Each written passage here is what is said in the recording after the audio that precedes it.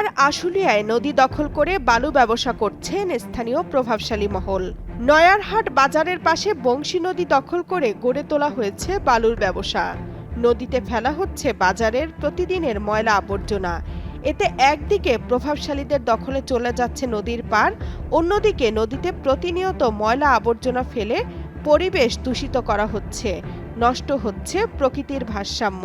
যার ক্ষমতা আছে হ্যাঁ বইরে নিতেছে, যার ক্ষমতা না হ্যাঁ করতেছে না, এইভাবেই আর কি। তো স্যার অবৈধ এগুলো তো রাস্তা ওই ফলাই ফলাই করে বেঁচে খাই ফেলেছে।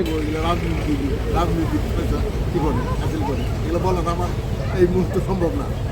এটা মিডিয়াতে দেখবো পরে কেউ দেওয়া ক্ষতি করছে এই করছে।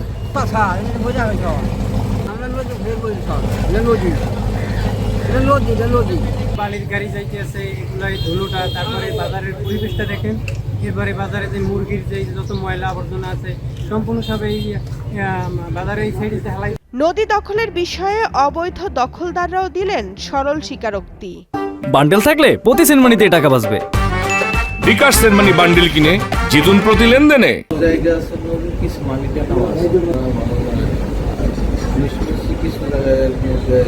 নিজস্ব দলিলও আছে, আবার আগে নাকি ডিসিএল ছিল, এরকম আছে। ঘর কিনা নদীর মধ্যে, ঘরের যে সাইড আছে সাইড পড়ছে নদীর মধ্যে। এই ঘরের সাইডটা নদীর মধ্যে পড়ছে, ঘর বসে নদীর মধ্যে পড়ছে কিছুটা, নদীর লাগাই। সচেতন মহল বলছে, নদী বাঁচাতে হলে সকলে মিলে এসব দখলদারদের বিরুদ্ধে প্রতিরোধ গড়ে তুলতে হবে।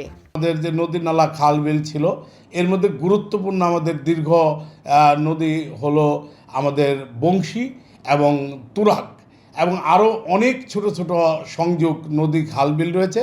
কিন্তু দেখা যাচ্ছে যে এটা শিল্প কারখানা হওয়ার পরে এগুলো যেমন দূষণ হচ্ছে, এবং যারা ভূমিদস্যু থেকে শুরু করে যারা ক্ষমতাশালী লোক, তারা এই নদীগুলো দখল করে আস্তে আস্তে পার ভরাট করতে করতে নদীর প্রশস্ততা, খালের প্রশস্ততা কমে ফেলছে।